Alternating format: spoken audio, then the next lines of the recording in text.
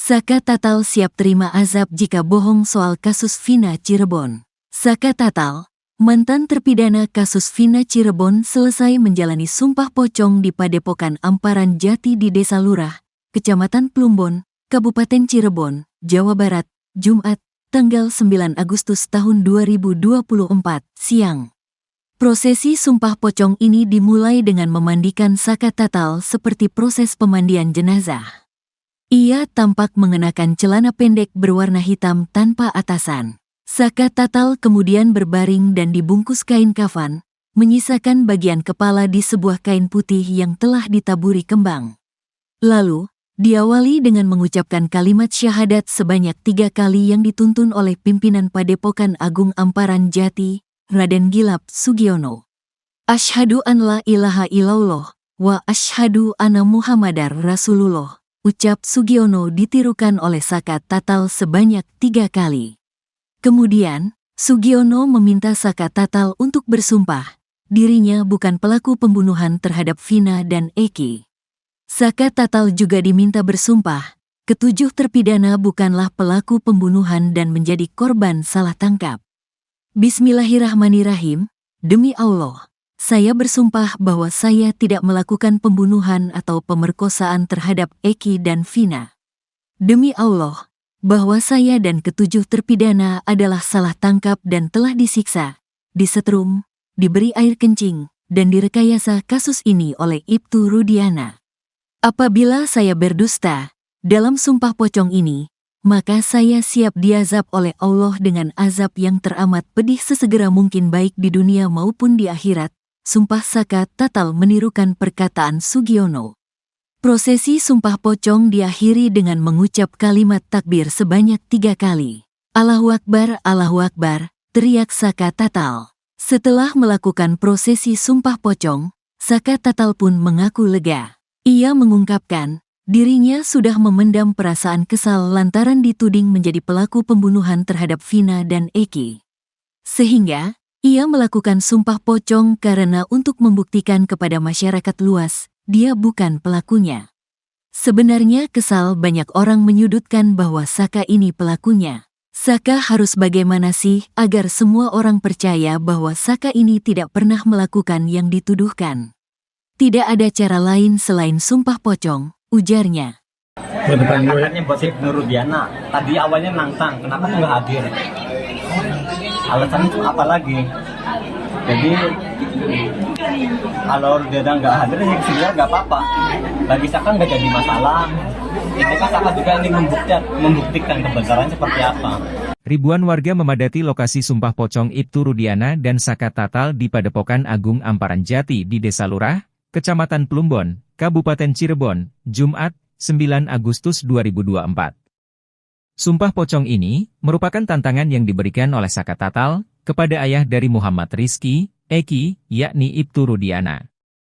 Kuasa hukum Saka Tatal, Farhad Abbas menantang Ibtu Rudiana sumpah pocong untuk membuktikan tidak melakukan rekayasa dalam kasus dugaan perkosaan dan pembunuhan tersebut. Mantan terpidana kasus pembunuhan Vina dan Rizky alias Eki di Cirebon, Jawa Barat, pada 2016, Saka Tatal akhirnya melakukan sumpah pocong di Cirebon, Jabar, Jumat, 9 Agustus 2024. Sumpah itu untuk memperkuat pembuktian bahwa dirinya tidak terlibat kasus pembunuhan Vina dan Eki. Sumpah pocong yang digelar di Padepokan Agung Amparan Jati, Kabupaten Cirebon, itu dihadiri sejumlah pengacara Saka serta disaksikan masyarakat sekitar. Tampak Saka yang mengenakan celana panjang hitam tanpa atasan, berbaring di atas kafan berwarna putih. Seluruh tubuhnya kemudian dibalut menyiksakan bagian kepala. Saka kemudian diminta untuk bersumpah bahwa dia tidak melakukan pembunuhan terhadap Vina dan Eki. Seperti diketahui, Saka menantang Ibtu Rudiana untuk melakukan sumpah pocong. Rudiana merupakan polisi yang menangkap Saka dan beberapa pelaku lainnya. Farhad mengatakan, Saka tidak takut melakukan sumpah pocong untuk membuktikan bahwa dia tidak bersalah. Kuasa hukum Ibtu Rudiana, Pitra Romadoni, mengatakan, sumpah pocong merupakan tindakan musyrik dan tidak dibenarkan dalam agama.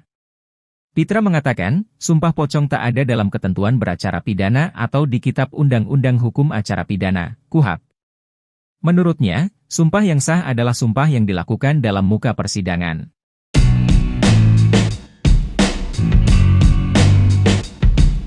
Saka Tatal dan Ibtu Rudiana akan melakukan sumpah pocong hari ini, Jumat 9 Agustus siang. Dikutip dari Tribun Cirebon, hal itu dibenarkan oleh kuasa hukum Saka Tatal, Titin Priyalianti. Ia mengatakan sumpah pocong nanti siang akan dilakukan di Padepokan Agung Amparan Jati Cirebon. Hal itu pun dibenarkan oleh pimpinan Padepokan Agung Amparan Jati, yakni Raden Gilap Sugiono. Pihaknya mengatakan persiapan telah dilakukan secara matang, termasuk menyiapkan bumbu mayit yang meliputi kain kafan dan perlengkapan lainnya. Raden Gilap menegaskan bahwa pelaksanaan sumpah pocong ini tidak dianggap istimewa di Padepokan Agung Amparan Jati. Pasalnya, tradisi sumpah pocong memang kerap dilakukan di padepokan tersebut. Namun yang menjadi perhatian adalah dampak atau tulah dari sumpah pocong bagi mereka yang berbohong. Ia juga menegaskan bahwa sumpah pocong tetap dilakukan jika salah satu pihak tidak hadir. Sementara hingga saat ini belum ada pernyataan dari pihak Ibtu Rudiana terkait sumpah pocong yang akan dilakukan nanti siang.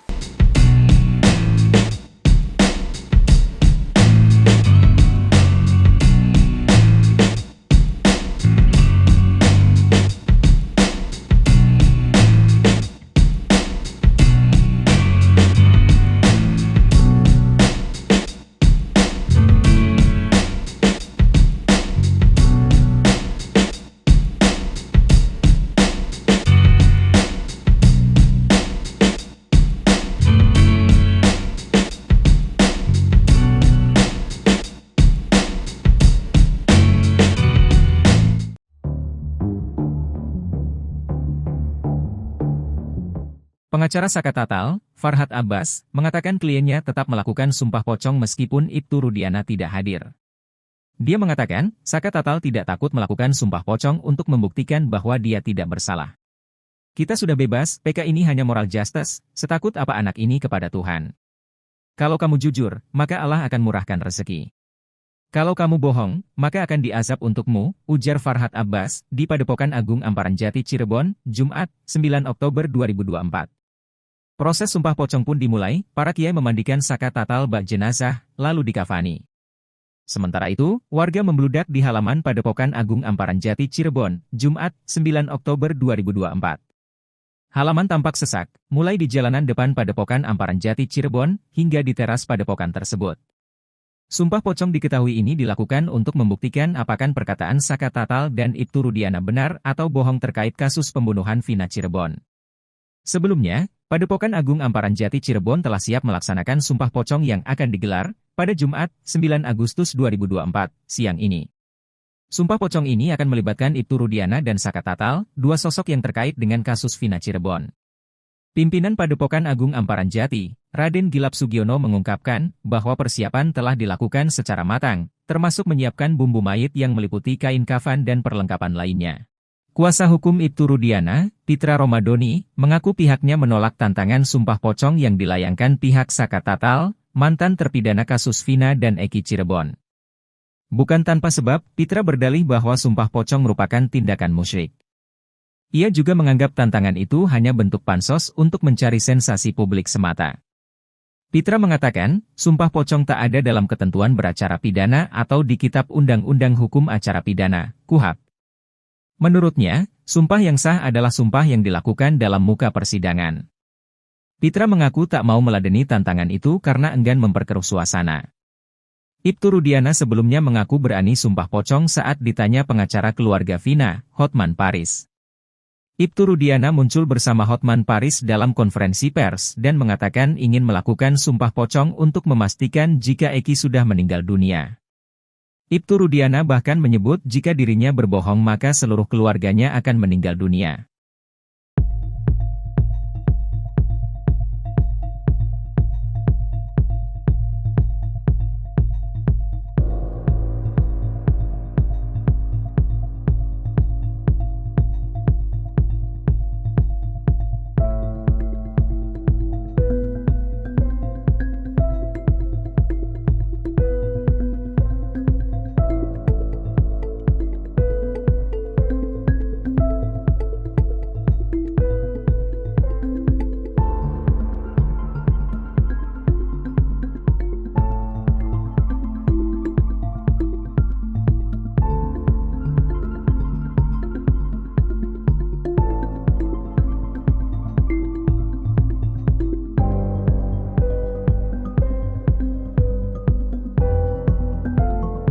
Status laporan dugaan kesaksian palsu dan penyiksaan terhadap para terpidana kasus Vina oleh Ibtu Rudiana dinaikkan ke tahap penyelidikan. Terkait hal tersebut, Bareskrim memanggil kuasa hukum pelapor, yang tidak lain adalah salah satu terpidana atas nama Hadi Saputra. Diketahui pada Kamis, 8 Agustus 2024, tim kuasa hukum para terpidana kasus Vina Eki telah memenuhi panggilan penyidik Bareskrim Polri terkait laporan terhadap Ibtu Rudiana. Kami sebagai penasihat hukum pelapor, Hadi Saputra, dipanggil sebagai pelapor untuk Bapak Rudiana. Ini masih berlangsung pemeriksaan, di mana gelar pertama sudah dilakukan minggu lalu, dan ini sudah masuk tahap penyelidikan oleh Mabes Polri, ujar salah satu kuasa hukum para terpidana, Jutek Bongso di Bareskrim Polri. Di sisi lain, kuasa hukum Saka Tatal, Yasin, mengaku mendapatkan kisi-kisi terkait pemeriksaan yang dilakukan tim khusus bentukan Kapolri Jenderal Listio Sigit Prabowo terhadap Ibtu Rudiana CS. Setelah pertama kali laporan polisi di Bareskrim oleh Dedi Mulyadi kemudian Ruli Panggabean dan tim peradi di bawah asuhan Oto Hasibuan, tim sus bergerak cepat memeriksa polisi yang diduga terlibat secara maraton. Bukan hanya Rudiana, dikabarkan puluhan polisi yang diduga terlibat di dalam kasus tersebut sedang menjalani pemeriksaan. Berita terbaik tadi dari kawan saya, Rudiana akan kena batunya. Insya Allah, polisi di Cirebon akan masuk bui termasuk si Gugun dan Aris Papua. Kisi-kisi ini dapat dari orang yang kompeten, ujarnya seperti dikutip dari siaran langsung TikTok-nya yang tayang pada Rabu, 7 Agustus 2024. Menurutnya meski belum disampaikan secara resmi, tetapi ia yakin Rudiana CS akan dinaikkan statusnya menjadi tersangka. Walaupun secara konkret belum disampaikan tapi insya Allah, ya mudah-mudahan kemenangan tetap berada di kebenaran, ujarnya. Jika terbukti bersalah, Rudiana CS akan disidang etik lalu tim kuasa hukum Saka Tatal menuntut agar mereka dilakukan pemberhentian secara tidak dengan hormat.